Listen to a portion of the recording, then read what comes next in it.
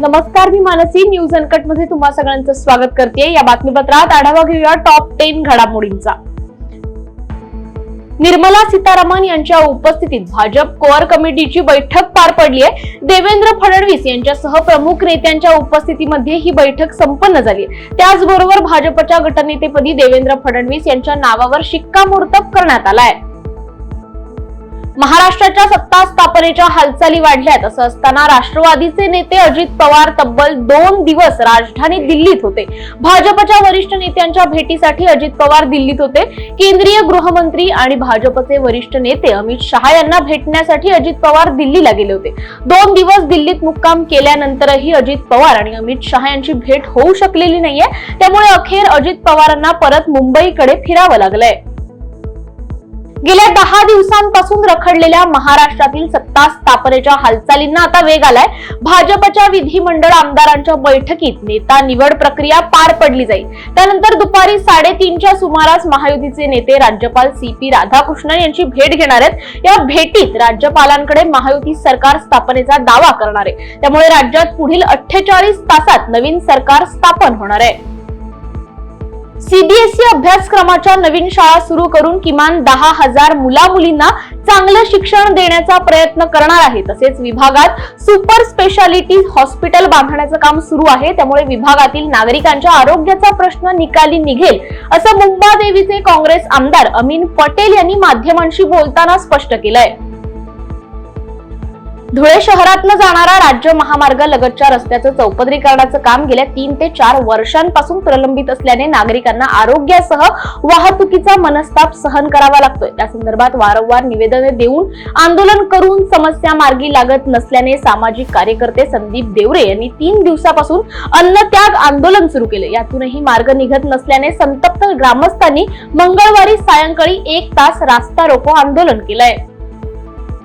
मुंबईतील महिलांवरील अत्याचाराच्या घटना दिवसेंदिवस वाढतच असून आई वडील कामाला गेल्याचे पाहून आजोबांनी त्यांच्याच अल्पवयीन नातीवर महिनाभर लैंगिक अत्याचार केल्याची घटना ताजीच आहे. त्यामुळे मुंबईत एकच खळबळ माजली होती. हा दुर्दैवी प्रकार नुकताच उघडकीस आलेला असतानाच आता मुंबईतील अंधेरी भागात अशीच एक आणखी दुर्दैवी घटना घडली आहे. मित्रासोबत तुझा व्हिडिओ पालकांना दाखवेन, तो व्हायरल करेन, अशी धमकी देत एका 53 वर्षाच्या नराधमाने अवघ्या 14 वर्षांच्या मुलीला त्याच्या वासनेची शिकार बनवत तिच्यावर लैंगिक अत्याचार केल्याचं उघड झालंय.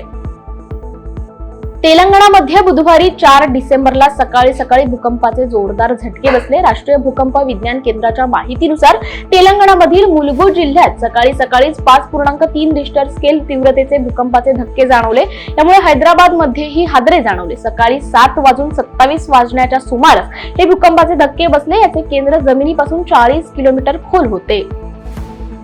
शहरात नव्या मालमत्तांचा शोध घेऊन उत्पन्नात भर पाडण्यासाठी नवी मुंबई महापालिकेमार्फत वेगवेगळे उपाय आखले जात असले तरी येत्या आर्थिक वर्षात मालमत्ता कर वसुलीचे 1,000 कोटी रुपयांचे लक्ष्य गाठण्याचे मोठे आव्हान महापालिकेपुढे असणार आहे. आर्थिक वर्षाला 6 महिने होऊन गेले तरी मालमत्ता कराची 350 कोटी रुपयांची वसुली या विभागाने केली आहे. अखेरच्या काही महिन्यांमध्ये या वसुलीचा वेग वाढतो हे जरी स्पष्ट असलं तरी महापालिका हा पल्ला कुठपर्यंत गाठू शकेल याविषयी साशंकता व्यक्त केली जाते. आपल्या चेहऱ्यावरील हास्य हेच आपल्या उत्तम आरोग्याचे लक्षण आहे. ते टिकवण्यासाठी प्रत्येकाने प्रयत्न करावे असे प्रतिपादन जिल्हाधिकारी जितेंद्र पापळकर यांनी केले. धुळे तालुका पत्रकार संघातर्फे आयोजित आरोग्य तपासणी शिबिरात उद्घाटक म्हणून ते बोलत होते. धुळे तालुका पत्रकार संघ आणि अंजना हार्ट हॉस्पिटल यांच्या संयुक्त विद्यमाने अंजना हॉस्पिटल येथे मराठी पत्रकार परिषदेच्या स्थापना दिनानिमित्त पत्रकार आणि त्यांच्या कुटुंबियांसाठी आरोग्य तपासणी शिबिर घेण्यात आलं. त्याचे उद्घाटन जिल्हाधिकारी जितेंद्र पापळकर यांच्या हस्ते करण्यात आलंय. अभिनयानंतर आता सोनू सूदने दिग्दर्शन क्षेत्रातही एंट्री घेतलीये. त्याचा फतेह हा पहिला दिग्दर्शित चित्रपट लवकरच प्रदर्शित होणार आहे. त्यापूर्वी त्याने उज्जैनच्या महाकालेश्वर मंदिराचं दर्शन घेतलंय. याचे फोटो त्याने सोशल मीडियावर शेअर केलेत. वेळ झाली या बातमीसह टॉप 10 मध्ये इथेच थांबायची. पाहत रहा न्यूज अनकट.